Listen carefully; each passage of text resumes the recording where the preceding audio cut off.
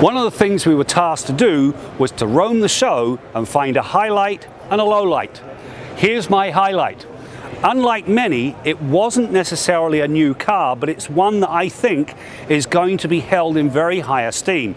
I just drove the regular 4-cylinder Stelvio, and it is something to write home about. However, if you stick a 4-leaf clover on the front fender, you now have something that is otherworldly. 505 horsepower, it's got an adaptive suspension, and just to stop things, it gets much bigger brakes. My time behind the wheel is going to be fun. I couldn't decide between the Jeep Wrangler and the BMW i8 for my pick of the 2017 Los Angeles Auto Show. It was the fact that you're bringing hybrid technology to one of the oldest designs in automotive that tipped my hat in favor of the Jeep Wrangler. As for the worst car here at the Los Angeles Convention Center, it's a hard pick because there's nothing bad here. But the biggest disappointment, I would say, is Mercedes' new CLS, only because the original one was one of the most beautiful cars ever designed. The new 2018 CLS, it's still pretty, but it's not anywhere near as gorgeous as the original. And I think there's going to be a little bit of letdown amongst the Mercedes fans. I'll start with my loser.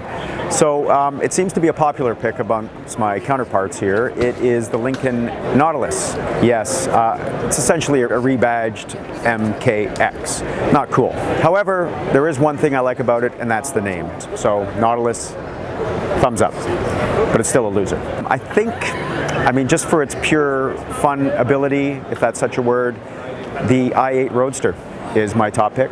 As much as I want to give it to the Subaru WRX STI Type RA right behind me, my hit of the show has to be the 2019 Chevrolet Corvette ZR1. Come on.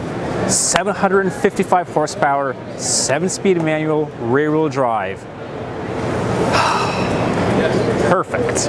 My miss of the show, on the other hand, has to be the Mitsubishi Eclipse. Not that there's anything inherently wrong with yet another compact crossover on our roads. It's the fact that Mitsubishi took a storied name from a 1990s sports car and unceremoniously slapped it on the back of yet another overstyled and soulless crossover.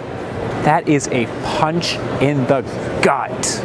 As much as I want to say my favorite car from the 2017 Los Angeles Auto Show is this tiny little Subaru 360 right behind me, my colleagues are going to make me pick a new car.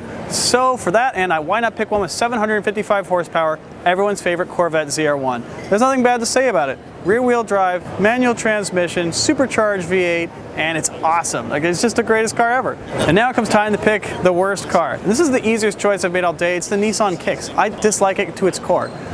First of all, it doesn't even have all-wheel drive, so it's the same as a regular hatchback in snow. It's taller, it doesn't corner as well, it has no noticeable increase in cargo space over the regular hatch it's based on. I just don't see the point of this thing. Also, kicks? For my losers, I had a tie. It was the Lincoln Nautilus and the Lexus RX 350L. There's an old saying, you can put lipstick on a pig, but you end up with a pig wearing lipstick. In both cases, that's all you've got.